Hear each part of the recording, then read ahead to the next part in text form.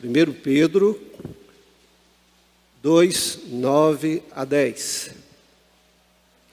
Diz assim: Vós, porém, sois raça eleita, sacerdócio real, nação santa, povo de propriedade exclusiva de Deus, a fim de proclamardes as virtudes daquele que vos chamou das trevas para a sua maravilhosa luz.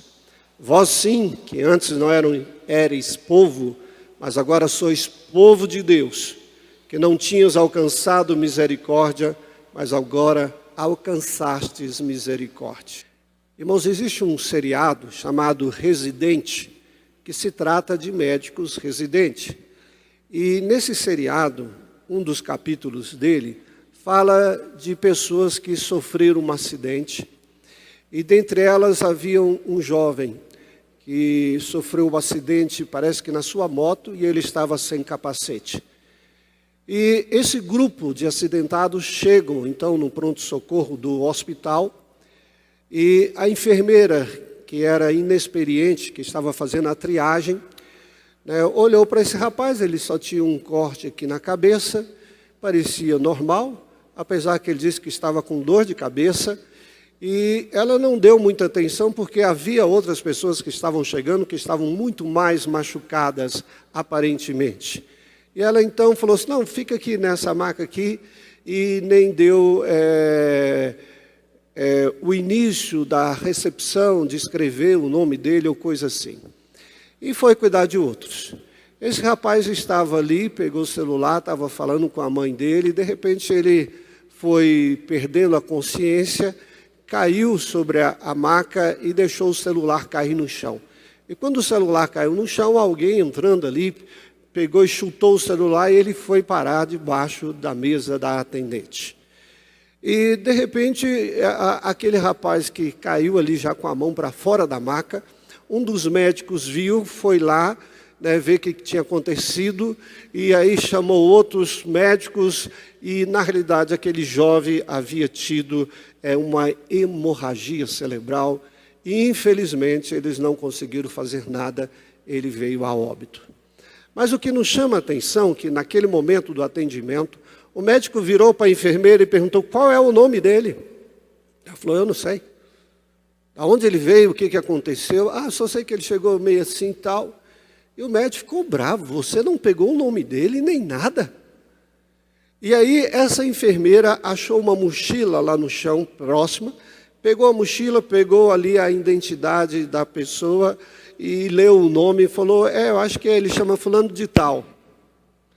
Mas na realidade não era a identificação dele, era de outra pessoa. E o médico então recebeu aquela identificação, e o pai chega, através daquela identificação, ele identifica o pai, chega lá perto desse pai e disse: infelizmente o seu filho veio a óbito. E conversou com o pai. E aí levou o pai para reconhecer o corpo. E quando é tirado o lençol do rosto, o pai, cheio de lágrimas, olhou e disse: este não é meu filho. Na realidade, aquele rapaz que havia falecido estava sem identidade. Ninguém conseguia identificá-lo. Uma das coisas interessantes na vida de todos nós é exatamente a identidade, a nossa identidade. E nesse texto que nós estamos trabalhando, no livro de Pedro, a questão da identidade ali para aquele povo era algo muito importante, especialmente no momento que eles estavam perdendo a identidade. Como nós falamos, eles estavam vivendo debaixo de uma grande perseguição de Nero, que aconteceu entre o ano 54 a 68. E nós falamos que essa carta foi escrita entre os anos 60 a 67. Ou seja, no mais profundo da perseguição de Roma, de Nero aos cristãos. E o que estava sucedendo? Eles estavam perdendo a identidade de cidadão romano. Eles agora não eram mais benquistos em Roma. Eles eram considerados inimigos de Roma. E, portanto, como inimigos de Roma, eles perderam todos os privilégios, como, por exemplo, morar. Se estavam em Roma, foram expulsos de Roma. E por isso eles estavam agora, vamos dizer, na periferia do Império Romano, mais para o mundo asiático. Eles estavam ali agora vivendo como forasteiros, não tinham mais uma nação, não tinham mais nada do Império Romano, a não ser a perseguição. Eram considerados indesejados em Roma. E é nesse sentido, irmãos, que Pedro vai escrever para eles falando da identidade deles. E esse texto nos começa aí no versículo 9, dizendo assim, vós, porém. E aqui, esse porém está ligado ao texto anterior, quando Pedro fala exatamente que Cristo é a pedra viva. E fala também de que pessoas rejeitaram essa pedra angular, o Senhor Jesus Cristo. E essa pedra angular se tornou para essas pessoas rocha de ofensa e nos diz aqui pedra de tropeço. Na realidade, Pedro estava dizendo assim, olha, sabe quem não tem identidade? São esses que rejeitaram o Senhor Jesus Cristo. E aqui, então, ele possa falar sobre aqueles que creram em Cristo Jesus. Ele diz, vós, porém, vós quem? Aqueles que creram, aqueles que têm o Senhor Jesus Cristo, aqueles que têm o próprio Filho de Deus. E nos chama a atenção aqui que ele diz, vós sois raça eleita. A identidade deles estava ligada agora, não com a identidade romana, mas com uma identidade celestial. Essa palavra raça, ela está ligada com genos no original grego. E essa palavra genos, ela significa uma casta, significa uma família, significa uma descendência. Ela vem de um verbo que está ligado no sentido de tornar-se, ou significa uma mudança de condição que havia ocorrido com eles. Ou seja, quando eles receberam o Senhor Jesus Cristo, esta condição foi mudada, foi alterada. E é interessante essa palavra genos. A palavra genos está ligada muito mais do que no sentido de cor de pele, que infelizmente é o que nós às vezes popularmente falamos de raça, que é um conceito errado que nós usamos. Nós falamos raça negra, raça branca e aí por diante. Mas os próprios estudos dos estudiosos sobre isso, ele diz que raça não significa isso. Raça, segundo eles, é um conceito errado para grupos étnicos. A raça é uma categoria dos seres vivos com características em comum. E aí eles colocam assim, que são da mesma espécie humana. E eles falam que na realidade nós somos da raça humana. A questão de uso de raça, como se usa cor de pele ou coisas assim, está ligado com animais e não com o ser humano. Todos nós somos da raça humana, segundo eles. Ele diz assim, no entanto, é popularmente utilizada a palavra raça para se referir a grupos étnicos. Grupos étnicos, sim, que está ligado com a cor da pele. E aí ele coloca, para se referir a grupos étnicos distintos, como brancos, negros e asiáticos. E até mesmo povos de religiões e cultura própria. Apesar de o termo raça ser utilizado no senso comum, é incorreto afirmar que a espécie humana possui diferentes raças. E ele disse por quê? Isso porque o DNA entre nós, pessoas, seres humanos, difere de características físicas em termos de 0,1%. Então, nós temos uma mesma genética, de uma certa forma. Nós vemos de um único tronco, que é de Adão. Então, nós somos a raça humana que veio de Adão. Agora, o que tem a ver isso? Quando é usada essa palavra aqui, genos, é porque esta palavra é usada para a nação de Israel. A nação de Israel é considerada um genos, é considerada um agrupamento de gente com vida e descendência comum, descendentes de Abraão. Mas é muito mais profundo o que ele está querendo dizer aqui. Ele não está falando aqui no sentido de humanidade, mas ele está falando daquilo que ocorreu quando Deus criou Adão, o sopro da vida.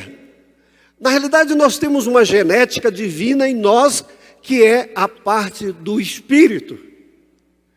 E o que Pedro estava querendo dizer para os irmãos ali, é que havia uma genética divina neles, que os identificava como filhos de Deus. Por isso que ele usa aqui no português, raça eleita. E aí nos chama a atenção. Deus nos escolheu. E é interessante que essa palavra eleita é a mesma utilizada nos versículos anteriores para Jesus. Quando diz lá, no capítulo 2, versículo 4, chegando para ele pedra viva, rejeitado na verdade pelos homens, mas para com Deus eleita. A pedra viva eleita aqui é Jesus. E também é usado para nós aqui. Nós fomos eleitos, nós fomos escolhidos por Deus antes da fundação do mundo. É algo muito mais, vamos dizer, grande, diante de termos uma raça humana. Nós somos uma raça celestial. E era exatamente para que os irmãos não ficassem chateados profundamente, porque estavam perdendo a nação deles, estavam perdendo a identidade romana. Mas Pedro estava dizendo, vocês têm uma identidade muito superior a uma identidade humana. Vocês têm a identidade em Cristo Jesus, através da eleição. Ao mesmo tempo aqui, não sei se os irmãos estão reparando aquilo que eu disse, um dos propósitos da carta, que era para consolar, mas também o propósito era trazer as doutrinas para fortificar a fé em momentos difíceis. E o que Pedro está querendo mostrar aqui é a doutrina da eleição. Nós somos eleitos por Deus. E essa eleição traz ao nosso coração também uma outra doutrina da adoção. Nós fomos adotados em Cristo Jesus. Meus irmãos, somente quem já foi adotado, não sei se nós temos alguém aqui que é adotado, é que sabe o valor da adoção. Havia um rapaz, filhos de pais que o adotaram, filipinos, a mãe chamava Nanai e o pai Tatai, ele chamava Jeisvi. Ele foi educado por esses pais muito pobres, às vezes só tinha uma refeição ao dia. E ele viu a dificuldade desses pais adotivos cuidarem dele. Esses pais adotivos não esconderam que ele era adotado e se empenharam o máximo possível na educação desse rapaz. Esse rapaz conseguiu adentrar a universidade, se formou em advocacia. Dentro do coração dele, ele tinha o seguinte, ele dizia, agora que tenho a chance de retribuir a eles tudo o que me deram, assegurarei que eles viverão seus sonhos melhor do que eles jamais poderiam imaginar. E esse filho adotivo juntou dinheiro e comprou uma casa lindíssima, com 7 quartos, e deu aos seus pais adotivos. Ou seja, ele sentia a bênção de ter pais adotivos que cuidaram dele. E por isso ele deu o seu melhor para aqueles pais. Eu fico pensando nós, irmãos. Nós temos a genética espiritual do pai. nós fomos eleitos, nós fomos adotados em Cristo Jesus.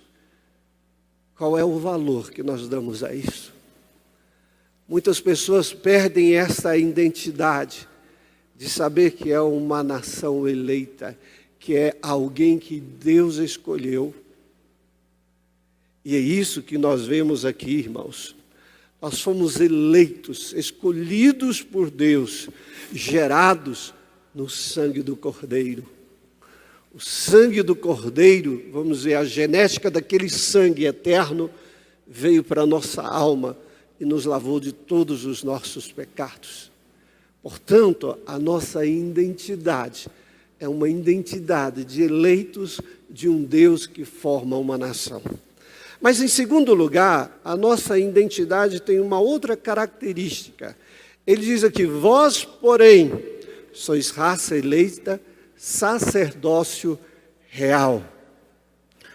No original, é colocado assim, sacerdote, não sacerdócio, sacerdote real. Não basta aqui Deus ter colocado a palavra sacerdote, mas ele coloca sacerdote real. Ou seja, sacerdotes de um rei. Não é um sacerdote qualquer, mas do Rei dos Reis, do Senhor Jesus Cristo. E o que ele está querendo dizer é que a nossa vida tem a espiritualidade de Deus em nós, para que nós a manifestemos ao mundo. O sacerdote no Velho Testamento tinha duas funções básicas. A primeira, ele era representante de Deus. Ele tinha que conversar com Deus, ele tinha que ter comunhão com Deus, ele tinha que ouvir Deus, ele tinha que conhecer os mandamentos de Deus. E a segunda era transferir isso para o povo. Ele então transferia tudo o que ele tinha de Deus ao povo. Mas ao mesmo tempo ele representava o povo diante de Deus. Ele ouvia as dores, ouvia o sofrimento, ouvia as confissões de pecados e através do sacrifício apresentava aquele povo diante de Deus para ser perdoado por Deus. Olha o que Deus coloca para nós em termos de identidade, irmãos. Você não é sacerdote qualquer, você é sacerdote real. E quando ele se refere a esse termo real, dá também para a gente entender aqui a doutrina da adoção. Porque ele nos coloca como príncipes sacerdotes do rei. Nós somos filhos do rei. Nós somos príncipes e princesas do Senhor. Príncipes queridos, amados, e que temos um lugar diante do próprio Deus, na família de Deus, como ele quis dizer na primeira parte, como nação, como família, pertencemos à família de Deus, somos filhos de Deus, mas não é filhos, vamos dizer, fica aí, mas é filhos que têm uma posição de sacerdote. Sabe o que isso nos leva a pensar, irmãos? Naquilo que Moisés fez com Arão na sua consagração e dos seus filhos. No momento da consagração, lá em Êxodo, capítulo 29, foi pedido o sacrifício de alguns animais. Por exemplo, de uma ovelha.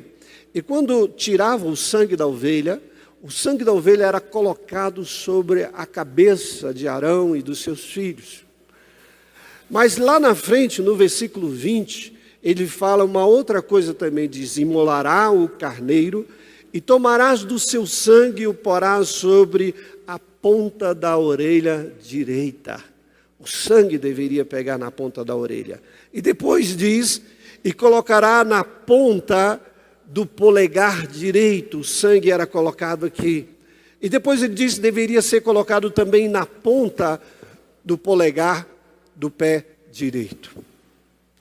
E a gente fica pensando, por que nestas posições? Na cabeça, irmãos, visando os nossos pensamentos.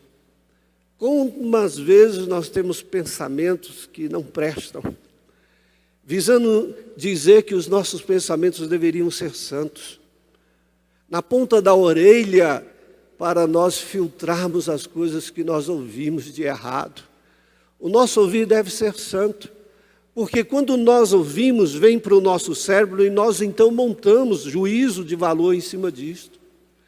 E dependendo do que nós ouvimos, então o nosso cérebro vai pensar mal. E por isso é aqui na entrada que o sangue tem que estar. Mas ele também diz na ponta do dedão, ou seja, aqui se refere às nossas ações, aquilo que nós fazemos tem que ter a marca do sangue de Jesus. O sangue tem que passar por isso aqui. E também no dedão do pé, significando os caminhos que nós vamos ter que trilhar. Que devem ser caminhos que nós devemos escolher, caminhos santos, caminhos bons e não caminhos errados. Então, quando ele fala aqui de um sacerdote real, é um sacerdote que honra a Deus diante dos homens e que se sente honrado também diante de Deus. É nesse sentido que ele coloca. Nós somos sacerdotes de Deus. Nós não estamos abandonados por Deus. Assim como Roma abandonou aquelas pessoas que eles nem mais poderiam trabalhar, nem mais podiam servir Roma.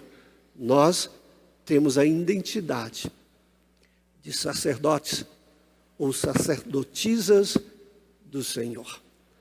Mas a terceira característica da identidade do cristão, irmãos, ele diz aí, vós, porém, sois raça eleita, sacerdócio real, mas ele diz nação santa.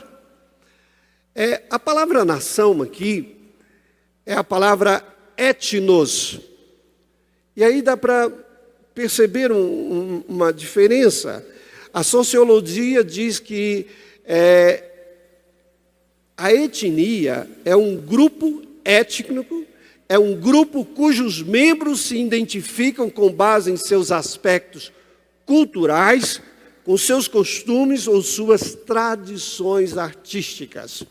Ou seja, quando Pedro usa aqui, ele está usando no sentido que a identidade daquele povo que havia sido perdida, no sentido cultural, com as coisas romanas, agora a identidade dele estava ligada com a cultura do reino dos céus.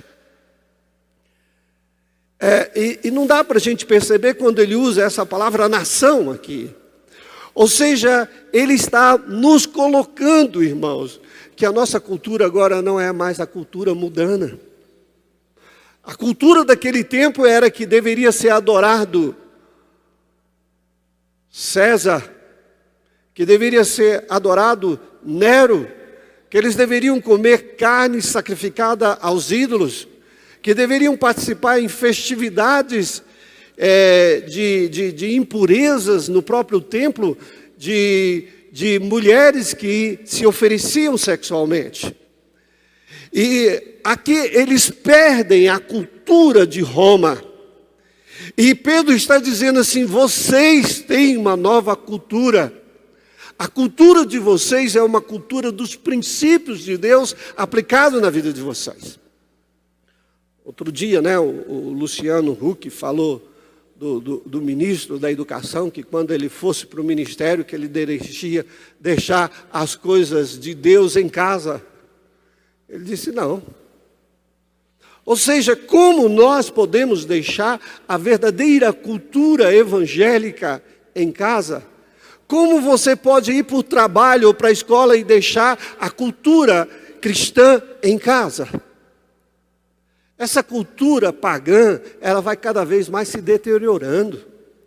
Enquanto ela se deteriora, a cultura evangélica, baseada nos princípios da palavra de Deus, se torna bênção na nossa vida. E é por isso que ele usa a palavra aqui, nação santa. O termo santo. Nós temos uma etnia santa. Nós temos uma cultura própria que deve ser a cultura santa. E isso nos faz pensar exatamente com respeito àquilo que eu estava falando nesse mundo. A cultura desse mundo é santa?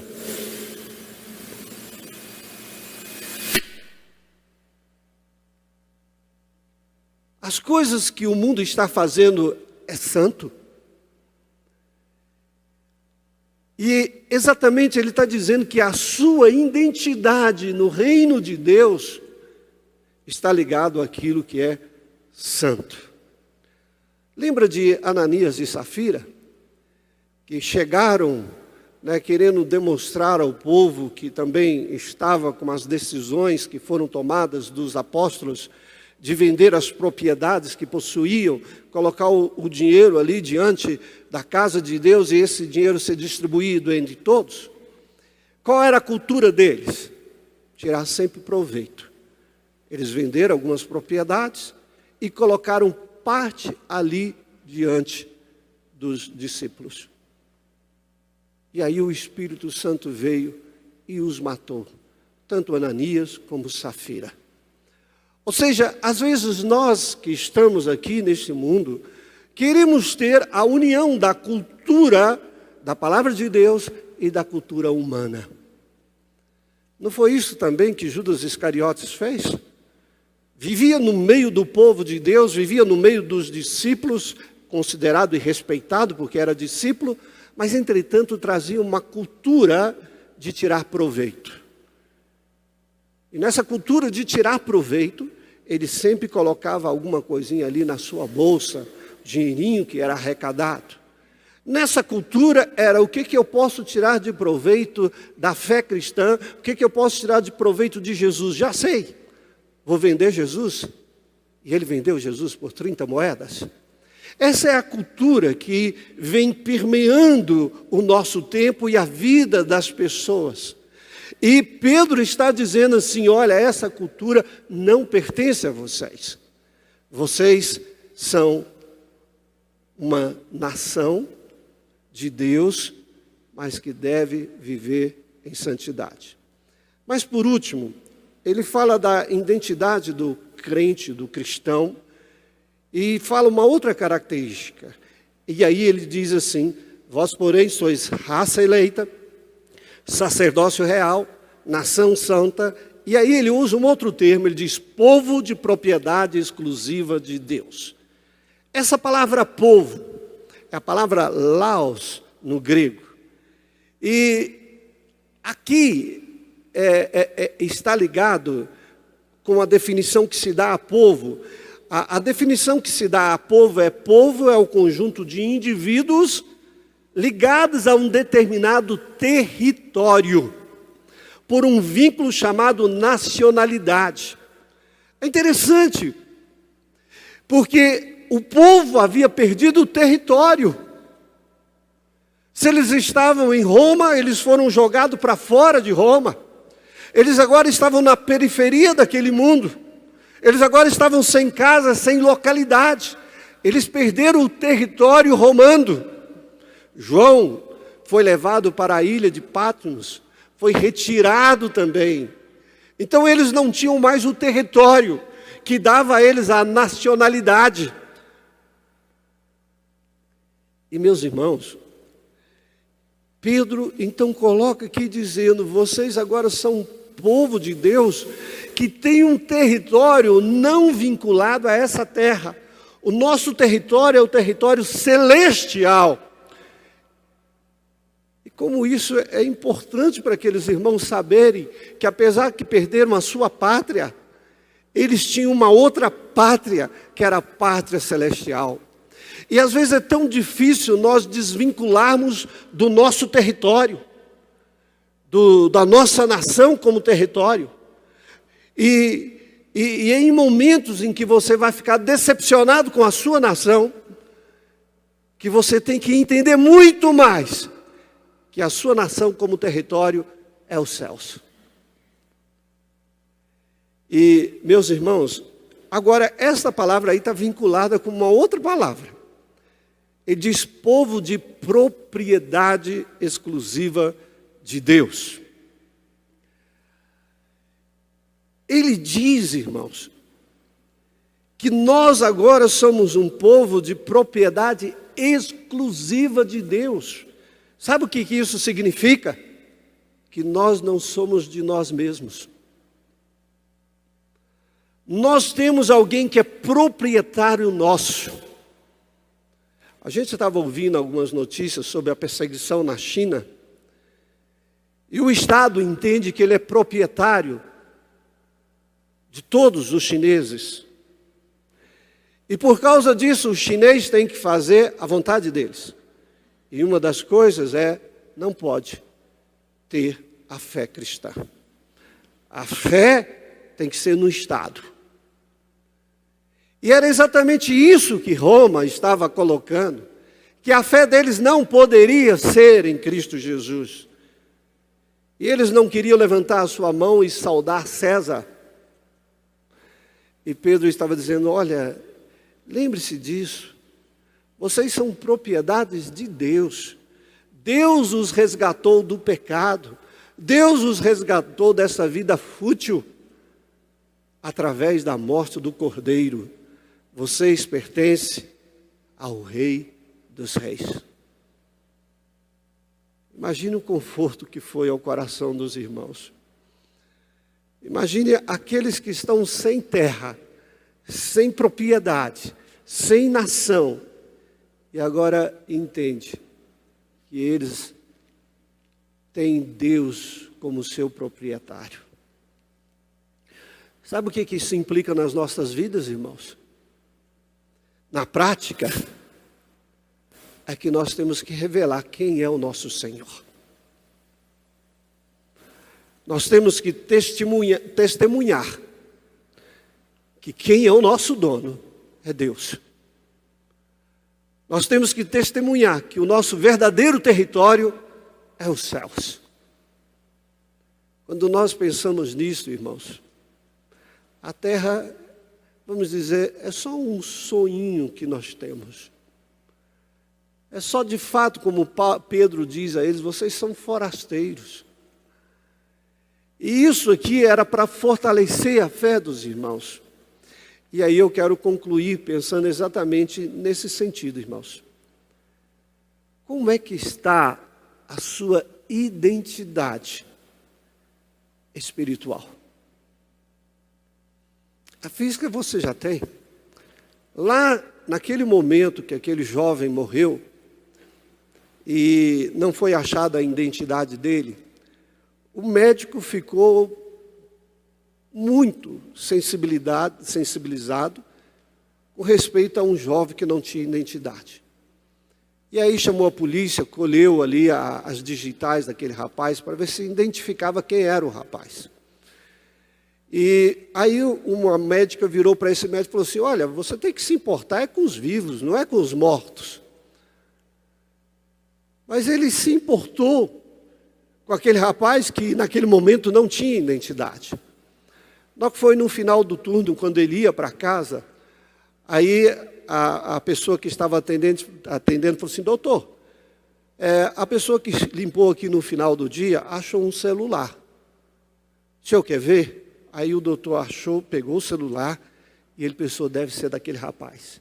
E na hora que ele abriu o celular, ele viu que aquele rapaz, tinha sim uma identidade. Que aquele rapaz tinha uma mãe. E ele então ligou para aquela mãe, falando a respeito da morte do filho. Meus irmãos, nós temos sim uma identidade. Ainda que em alguns momentos a sua identidade humana vai diminuindo, vai ficando simplesmente considerada como número, como indivíduos, nós temos uma identidade como filhos de Deus. E por isso eu pergunto, como é que está a sua identidade? Como é que está a sua identidade? Vocês já repararam, quem tem carteira de motorista, que a carteira de motorista vence, não é? Só que tem gente que não repara. E aí, de repente, está dirigindo, a polícia para, né? Sua carteira de motorista, na hora que vê, está vencida. Ele esqueceu do vencimento da sua carteira, que o identificava diante dos meios policiais. Irmãos, nós não podemos esquecer da nossa identidade. A nossa identidade com o Senhor não tem data de validade. Ela vale eternamente. Sabe por que é tão importante essa identidade na nossa vida? É porque envolve que nós somos embaixadores do Senhor nessa terra. E nós não podemos esquecer daquilo que aconteceu na cruz e para onde vamos. É por isso que no versículo 10 diz: a fim de proclamardes as virtudes daqueles que vos chamou das trevas, ou seja, daqueles que não tinham identidade, para a maravilhosa luz, que agora tem identidade. Aí diz: vós sim, que antes não erais povo, mas agora sois povo de Deus. Nós somos laus de Deus.